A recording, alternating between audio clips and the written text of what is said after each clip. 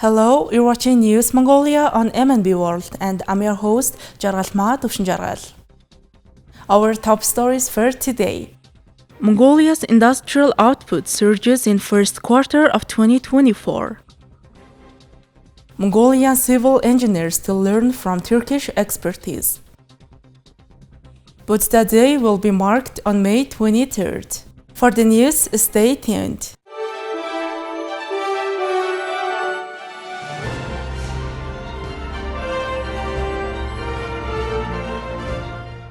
According to preliminary findings, Mongolia's gross industrial output in the first quarter of 2024 surged to 7.2 trillion Mongolian tugruks, marking an impressive 13.6% increase compared to the same period last year.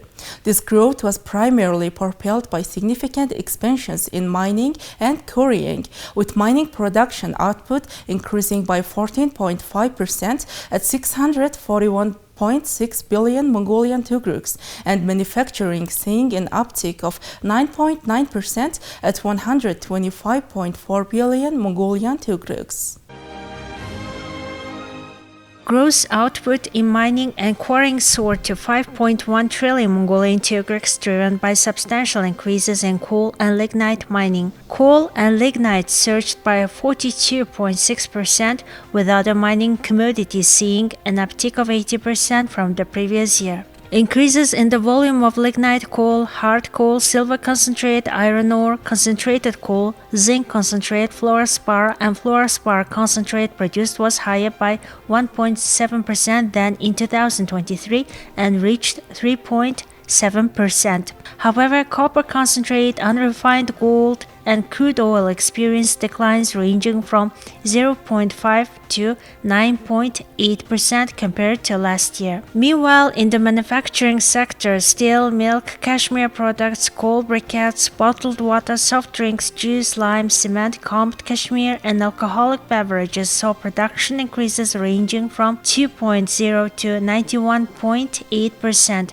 However, there were declines in the production of flour, copper cathode, meat, and cigarette, ranging from 0.7 to 32.8% compared to 2023. Industrial product sales surged to 12.9 trillion Mongolian tugruks, reflecting 2 trillion Mongolian tugruks increase compared to the same period last year. The 18.1% increase was driven by a 22.4% increase in mining and quarrying sales, coupled with a 14.7% increase in electricity, thermal energy, and water supply sales. The uptick of 2 trillion Mongolian tugruks in mining and quarrying product sales was attributed to a 19.4% increase in coal and lignite sales, a 30.8% increase for metal ores, and 13.5% increase in sales of other mining products. Foreign market sales of mining and quarrying products accounted for 9.8 trillion Mongolian tugruks. 57% of sales were for coal and lignite,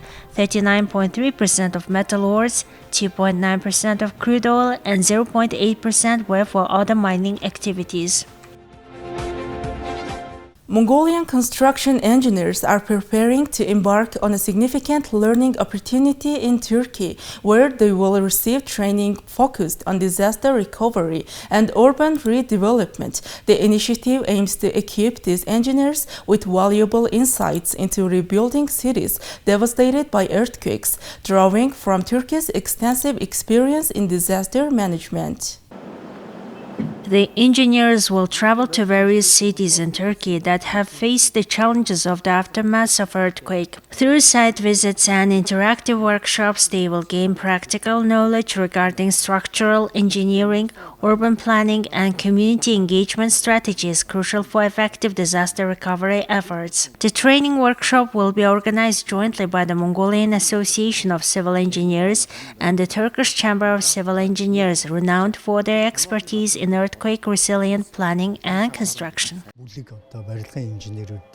Within May, we are coordinating the dispatch of civil engineers to Turkey. The Turkish Chamber of Civil Engineers will host Mongolian delegation, offering first-hand exposure to earthquake-affected areas. During their visit, the Turkish counterparts will share invaluable insights into the errors and mistakes they encountered, the intricate process of rebuilding, and techniques for fortifying older buildings against potential disasters.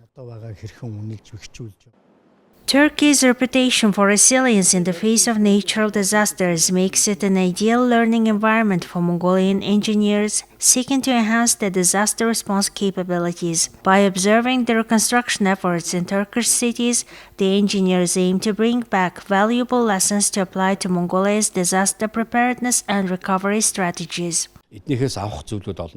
There's a lot of know-how and expertise that we can learn from Turkey, especially the urban construction sectors, such as modern technology and standards. We will also be able to learn from government policy on providing affordable housing solutions within a short period.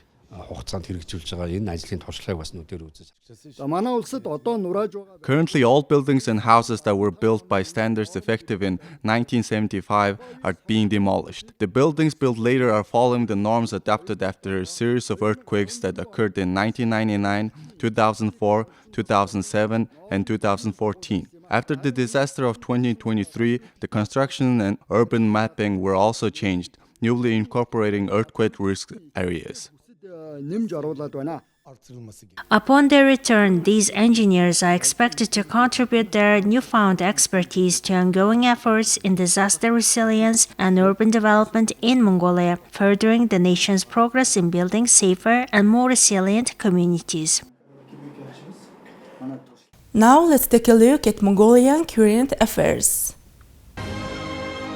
As per Mongolia's legislation regarding public holidays and commemorations, citizens observe non-working public holidays on 9 occasions annually. Buddha Day, celebrated on the 15th day of the first month of summer, according to the Buddhist calendar, commemorates 3 significant events in Buddha's life: his birth, enlightenment, and departure from the human realm. This year, Buddha Day falls on May 23rd.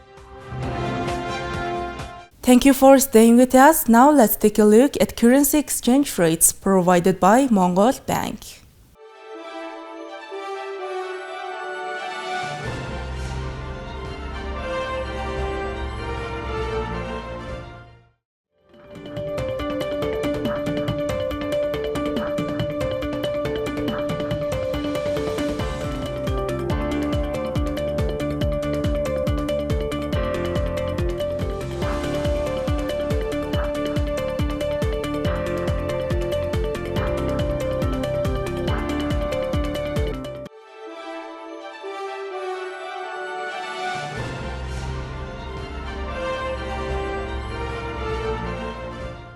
Next, our program will turn our attention to foreign news, partnered with international news agencies.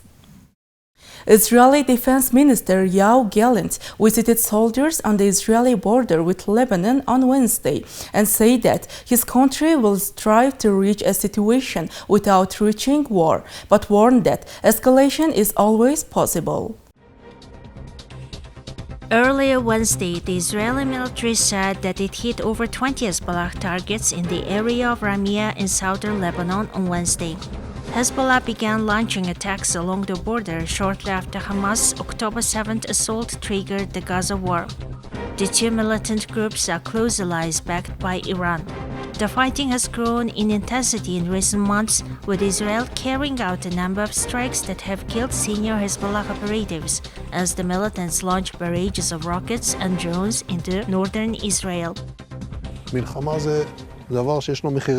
War is something that has costs. It will be heavy for Israel and catastrophic for Hezbollah and Lebanon, and we strive to reach a situation without reaching war. But if this is the last resort, we will resort to it, because in the end, we have to implement our contract obligation with the citizens.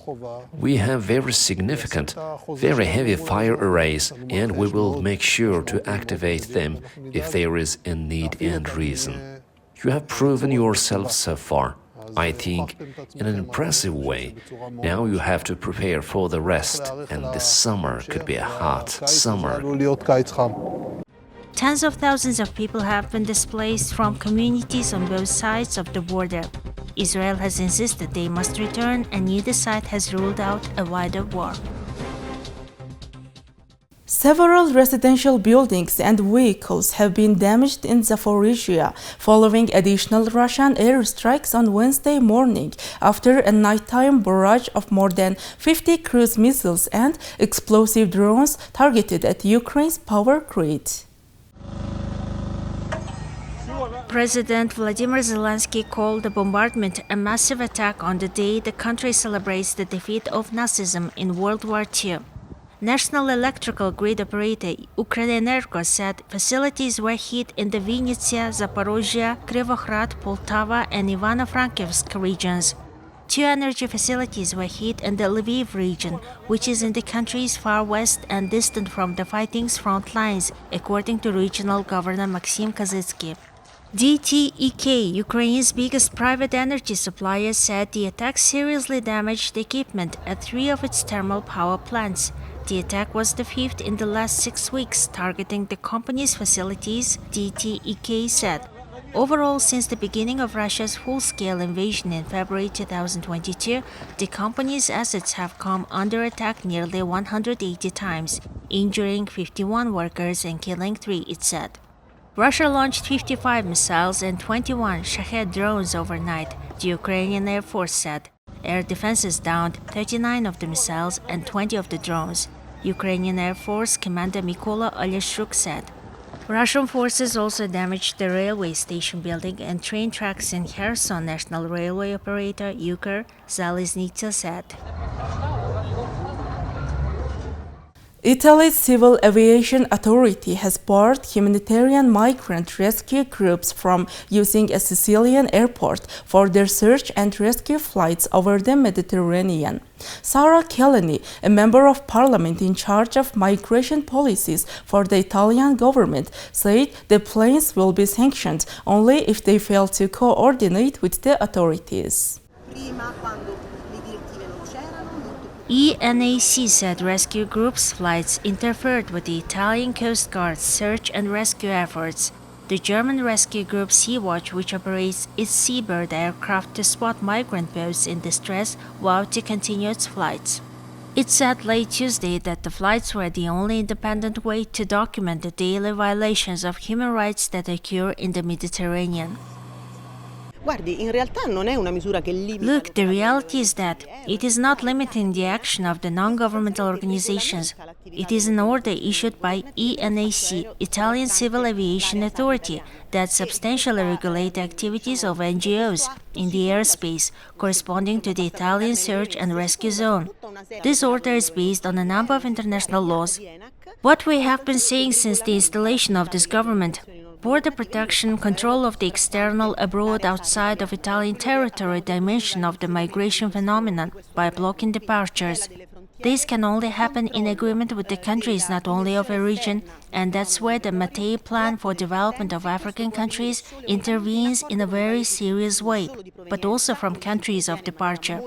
This explains the international activity of the Prime Minister in all the countries of the Mediterranean Basin area. In addition to targeting smugglers and the migrants themselves, the Italian government has taken a series of measures to complicate the work of humanitarian aid groups that rescue migrants at sea. The government accuses these groups of encouraging risky departures by their presence in the Mediterranean and fueling the trafficking demand. Well, that's all for today. Thank you for staying with us. We will see you at Friday with more news and updates. Goodbye.